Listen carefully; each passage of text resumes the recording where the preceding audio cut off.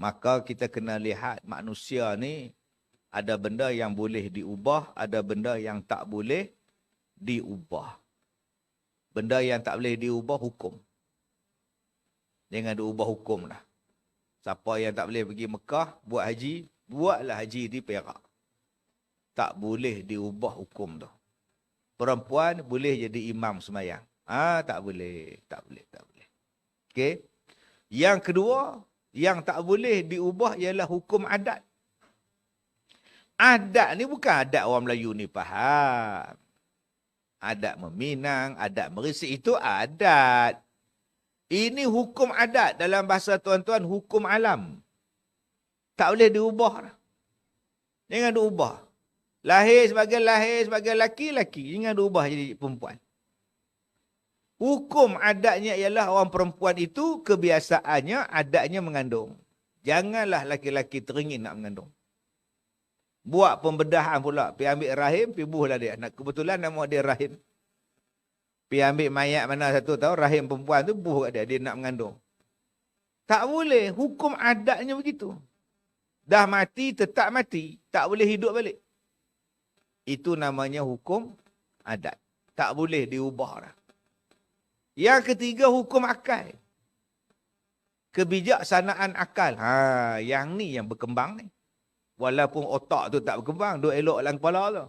Tapi pemikiran itu yang berkembang. Yang ni Islam tak larang. Kemajuan kita. Yang ni yang kita kena buat. Macam mana nak buat senapang sekali tembak 60 peluru keluar. Silakan fikir.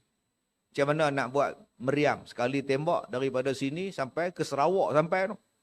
Punya jauhnya. Tu gunakan kepala otak.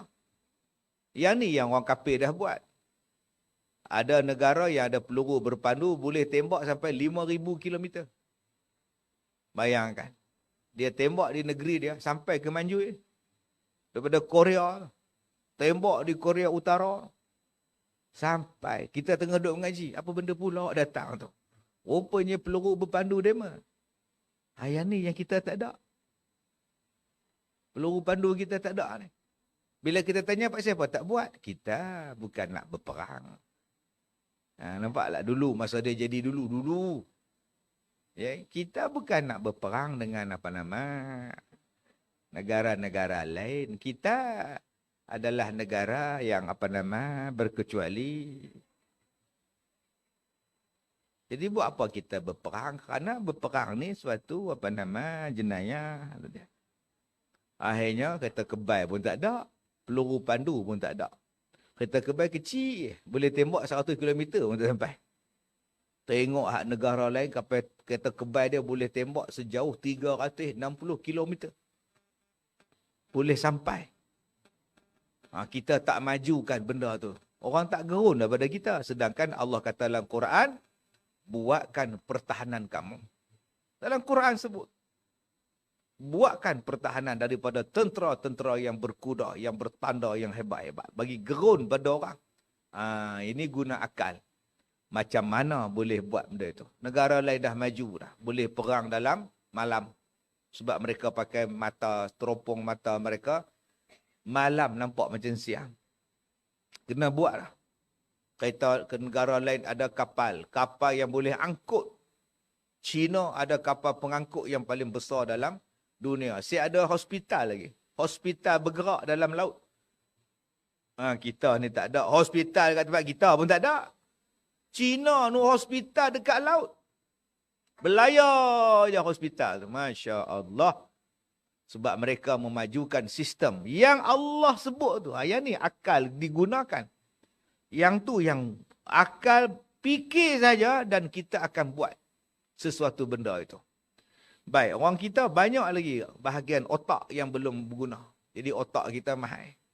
Mileage kurang. Kita kalau beli kereta, mileage banyak murah. Tapi kalau kereta tu, mileage sikit, mahal. Jadi otak orang Melayu ni mahal. Sebab baru sikit digunakan. Baru 10% digunakan. Baik, kemudian. Yang pertama ialah menyerahkan amanah kepada ahlinya. Memberikan kepimpinan Tegasnya, hendaklah seluruh pelaksana pemerintahan, seluruh aparat, bukan keparat, seluruh aparat pemerintah diberikan kepada orang yang bisa memegang amanah. Hak rogo-rogo orang tak mau, hak rasuah tak mau. Yang cakap tak apa nak pasih tak mau. Kita melihat seolah-olah. Bukan seolah-olah. Seolah-olah. Saya bercakap bahasa elok. Tidak ada cacat celak lagi. Apa ni? Sekarang kita nampak rakyat terbulu-bulu. Terburu-buru bukan terbulu-bulu.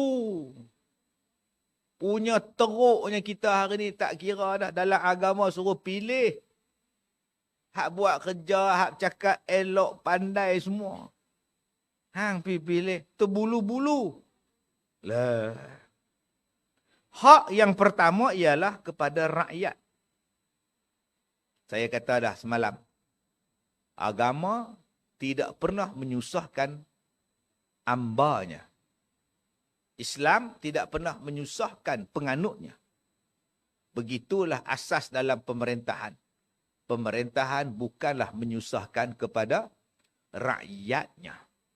Dia menyenangkan kepada rakyat. Senang aja. Itulah nama dia pemerintah. Tugas dia menyenangkan rakyat. Dan berinya hasil mahsul dalam negeri untuk kamu buat kerja. Gunakanlah hasil mahsul tadi untuk rakyat balik. Itu asas di dalam pemerintahan.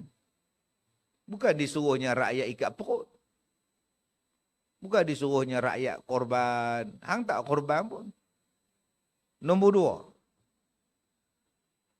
Pilihan pertama dalam istilah agama disebut umat. Memelihara umat, menjaga umat, menyenangkan umat. Pilihan pertama ialah pucuk kepimpinan negara atau sultan atau khalifah atau presiden. Angkatan orang yang banyak yang pertama ialah dengan bai'ah. Orang banyak berjanji pula akan tetap memegang amanah. Macam kita sekarang lah. Kita lantik daripada ahli kabinet. Dilantik daripada ahli-ahli dewan rakyat. Berapa puluh orang jadi anggota kabinet. Okey, sekarang buat kerja. Dengan perkenan daripada yang tinggi. Setelah dia terpilih, dia pun diberi kewajipan oleh Tuhan. Menyerahkan, menunaikan amanah kepada ahlinya. Jangan pandang pilih kasih, baik anak, baik keluarga, baik kroni, baik nepotisme. Tak ada. Anak tak anak, adik-beradik tak adik-beradik. Baik. Setelah itu, hendaklah dia pula menegakkan keadilan. Tegakkan keadilan. Kalau menghukum di antara manusia, hendaklah menghukum dengan adil. Atau ada pemisahan di antara pelaksana pemerintahan dengan kehakiman. Dipanggil sebagai trias politika. Iaitu, jangan campur tangan urusan kehakiman dengan urusan pemerintahan. Jangan orang politik pula duk kontrol hakim. Okay? Pilih hakim yang dia berkenan je. Hakim yang dia tak berkenan, pecat buang. Pergi suruh jaga stor. Dia campur tangan politik dalam kehakiman, tak boleh. Ini tidak dibicarakan oleh Al-Quran. Ini adalah menelek perkembangan masyarakat itu sendiri. Macam mana kau nak bentuk masyarakat? Guna kebijaksanaan. Daripada peringkat yang paling bawah, kampung. Nama dia Jawatan Kuasa Kampung. JKKK Kampung. Sekarang kita pun tak tahu dah. Tak ada dah Jawatan Kuasa Kerja Kampung. Dah tukar nama dah. Jadi UPKK. Bukan periksa ke Ustaz UPKK tu. UPKK pun tak ada lah. Dulu ada je lah UPSR lah, UPKK lah, tak ada lah. Lah apa ada? UPK lah sendiri sekarang. Sampai kita pun tak tahu dah. Dulu kita panggil ketua kampung. Sekarang tak tahu panggil apa, MPKK lah, DKKKK lah. Kalau hang pakai dulu kan senang ketua kampung. Tak, nak ubah. Setiap kali datang kerajaan baru, dia akan ubah. Kita tak nak lagi gunakan JKKKK. Sebab orang duk perli. Jin kerja kampung nama dulu ni. Kita tukar majlis perundingan kampung tukar. Tapi orang tetap pakai UPKK, JKKK, ketua kampung hak tu lah. Kita tukar pula ini perangai orang kita. Bukan senang nak ubah balik tu. Bayangkan tuan-tuan dah panggil imam, tiba-tiba nak panggil jawatan baru. Apa tugas awak? Saya pembantu pegawai masjid. Oh, kerja apa ya? Imam lah. Sebut je lah imam. Astaghfirullahalazim. Hei, pembantu pegawai takbir masjid. Oh, pening. Oh, tu siap. Jawatan tu mesti cantik punya nama kan. Tulis tu lah. Pembantu pegawai masjid. Oh, rupa Tok Siap. Tulis je lah Tok Siap. Selesai masalah. Tapi tak, kita tu nak nama tu penting. Nak nama tu. Tu yang jadi pening. Tapi orang pakat panggil imam juga.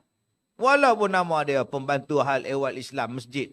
Tapi tetap orang panggil imam. Mana ada orang, ya tuan pembantu hal ehwal Islam. Mana ada tuan-tuan. Serupalah Tok Kadi. Tetap orang panggil dia naib Qadi. Walaupun tukar nama juru nikah lah. Penolong pendaftar juru nikah. Pening.